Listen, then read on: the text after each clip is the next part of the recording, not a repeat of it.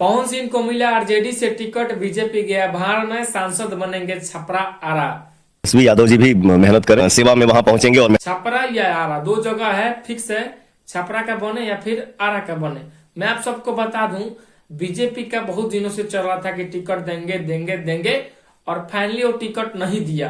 तो पवन सिंह सोचे कि तेजस्वी यादव से मिलकर और टिकट लेकर और जो हम सांसद बन जाए और पावर स्टार पवन सिंह का जो है सपना वो पूरा हो जाए। तो मैं फाइनली आप सबको बता दूं कि तेजस्वी यादव जी और पवन सिंह के बीच में बात चल रहा था और बात ये फाइनल हो गया है।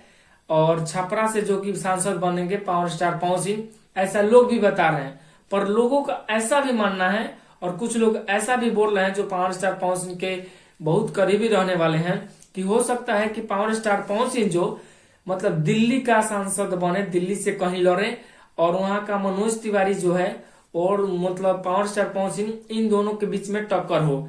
लेकिन मैं आप सबको बता दूं, जहां का मतलब सांसद है मनोज तिवारी जी, वहां पे कुछ काम नहीं हुआ है, ऐसा लोगों का मानना है और लोग बोल भी रहे हैं। मनोज तिवारी जी आते हैं आप लोगों के बीच?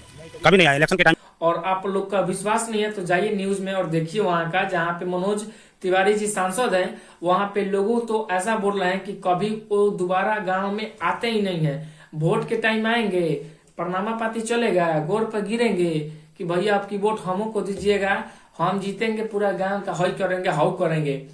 जीतने के बाद गांव में दोबारा कदमों नहीं रखते हैं कि हम मनोज तिवारी हैं, बहुत पैसा वाले हैं, पहले से पैसा है, अभी पैसा कमाए हैं गांव में, चलिए कुछ काम कर दें, तो 1 रुपए का भी काम नहीं करते हैं। और वहां से पावर स्टार पवन सिंह जी अगर लड़ेंगे तो ये तो 100% एकदम फिक्स है कि जितना एकदम तय है।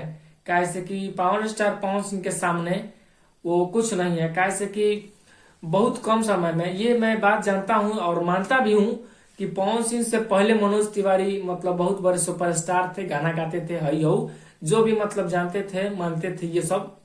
लेकिन पवन सिंह कम समय में आकर और जितना नाम कमा लिए हैं, जितना अपना नाम छा दिए हैं कि जिसका कोई हद हिसाब नहीं।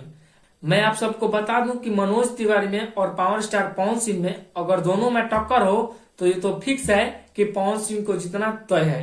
पर मैं आप सबको ये भी बात बता दूं कि वहां से अगर लड़े दिल्ली से तो भी जीत जाएंगे, अगर अपने छपरा से लड़े तो भी जीत जाएंगे।